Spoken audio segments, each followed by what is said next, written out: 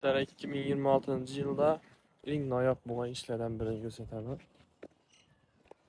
Cayımızda 8 ana kolunu okuyup verdik. Beton perilasını işlep bergenmen. Bu işe karanlamına. Görüp üzeriz baka ben yamanı. Yaxşı bilen yamanı farkına adamla biledim onu. Kalınlığa karanlayındı buna karanlayındı. Sanat eseri o yaptı.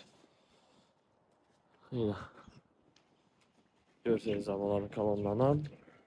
Balesiyle perilasından karanlamın korktuğundan yerine. Kime üçün sifətli xidmətlə gərək olsa, ekranda nömrələrimizi qaldıramız.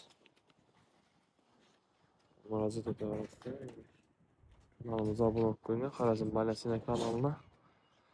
Şimdi sifətli işlə çıxart baramız.